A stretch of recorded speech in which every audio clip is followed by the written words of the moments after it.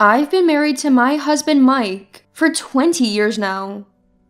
We're not wealthy, but we own our home and have built a simple yet happy life together. We're blessed with 2 wonderful children. Our eldest son Joshua attends a local university. Though we told him not to worry about tuition, Joshua took out a scholarship to cover the costs himself. Our daughter April is in her freshman year of high school and often helps out with chores when I come home late from work. She's been a big help. One day, Mike had exciting news. He was getting promoted to manager. He'd been working hard as a subsection chief, and now, with a department transfer, he'd be moving up. Wow, that's awesome. So happy for you. I was genuinely thrilled for Mike's accomplishment. And yeah, I was kind of hoping that might mean a pay bump too. To celebrate his achievement, the kids and I decided to plan a little celebration for Mike. The next day, April and I cooked up some of Mike's favorite dishes, and Joshua used his part-time job money to buy a cake. Mike thoroughly enjoyed the meal. But then, as we were all sitting down to enjoy our celebratory dinner and cake, Mike dropped a bombshell. I've been seeing someone at work. Excuse me? I had to ask him to repeat it. None of us had any idea what he was talking about. Ignoring our confusion, Mike continued. She's pregnant. This is my house, so I'd like you all to leave. I felt my head spinning. Wait a minute, do you even realize what you're saying? She's 10 years younger than me and adorable. I'm just not interested in an old lady like you anymore. Our kids glared at Mike. Seeing their expressions, he said, You guys are grown up. You can fend for yourselves, right? That's when Joshua lost it. You've got to be kidding me. I may be an adult, but April's still a high school student. It looks like it's about to hit me at any moment. Who needs an education when you're a woman? You could just sell your body if you want to work. Time seemed to stand still for a moment, but I mustered my voice from deep within, tinged with anger. Excuse me? That's your own daughter you're talking about. How could you say that? After hearing me, April ran to her room crying. You're no father to me anymore. I'll leave like you want, but I'll never forgive you for hurting Mom and April. Joshua said this and followed after April. Left behind in the living room were Mike and me. An awkward silence filled the room. Then Mike said, See, this is why I'm giving you a week. Be out by then. Fine, I'll take custody of the kids. Don't need it. I'll have new kids. Just so you know, you're on your own. Mike responded without even looking at me. Don't be foolish. I've been promoted to manager. I'm going to have a prosperous life from now on. I'll marry a young, cute girl and build a happy family. What was supposed to be a day of celebrating Mike turned into a day where everything we built came crumbling down.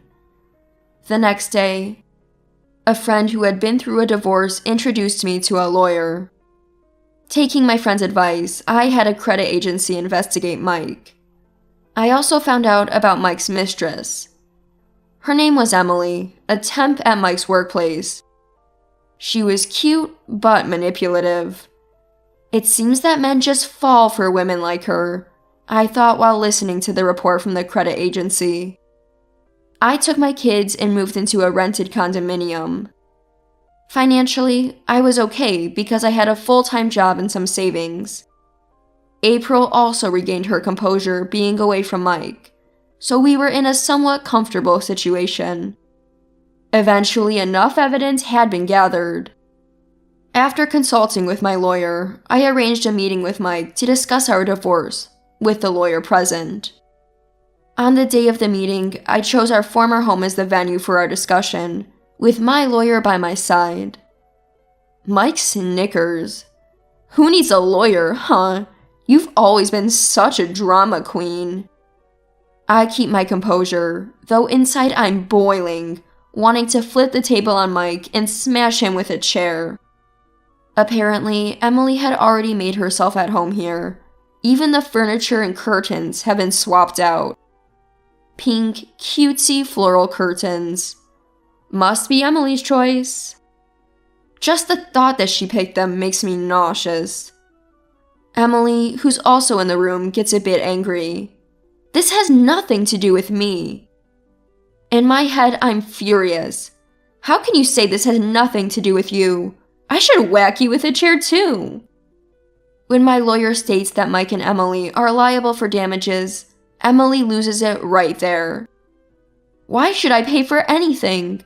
Aren't women exempt from this? Seriously? You're the one getting angry? I'm the one who should be mad. I'm shocked that people like this still exist. My lawyer calmly replies, "No, you must pay Judy damages. You are the reason this marriage is ending. Do you understand your position?" "It's because this old hag is unattractive." Thank God for my lawyer. Otherwise, I would have lunged at this woman. Close call. Just as I'm thinking this, Emily hurls a teacup that had been filled with tea at me. "Hey, do something about this. I'm carrying your child, you know." Emily cuddles up to Mike. "Lawyer, can I hit her now? My patience is at its limit," I think to myself. However, my lawyer just coolly hands me a handkerchief. Still have to endure, huh? Mike is grinning as he's coddled by Emily. I wish I could bury them both. Mike violently signs the divorce papers I prepared. "We're strangers now. I'll pay the damages, but don't come near us." I also sign the divorce papers and hand them to my lawyer, asking them to file them in court. After the lawyer leaves, "Now you leave too." Mike tries to kick me out. I've been holding back just to say this. I ask Mike a simple question. "Is that baby really yours?" The atmosphere clearly changes. Or rather, it's just Emily's eyebrows that move, but the room feels different. What are you saying? It's my child, isn't it?" "Of course it is. Are you going crazy?" I quietly lay out some documents on the table. "You're not just seeing Mike. You're also financially supporting a struggling artist, aren't you?" "What's this nonsense, you old hag? Are you out of your mind?" I felt a momentary sense of relief. Taking a deep breath, I calmly said, "I did some digging on you at a credit bureau. No pretty, young woman like you would ever go for a bland guy like him." What I placed on the table was a background check report on Emily. The report contained photos of Emily cozying up with an artist, entering a hotel, and even some compromising shots in a car. Mike was red-faced, staring at the report. "What's the meaning of this?"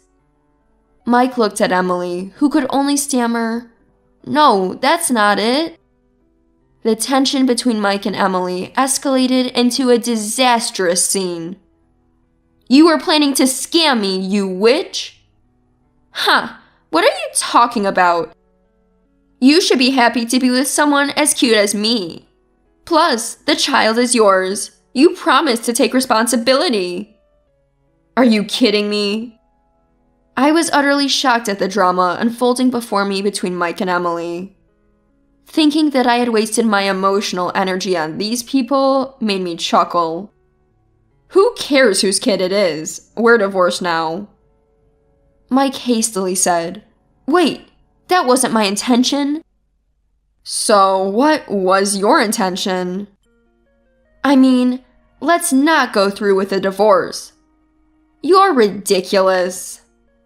Slow tears filled Mike's eyes. Realizing just now, I thought, completely disappointed.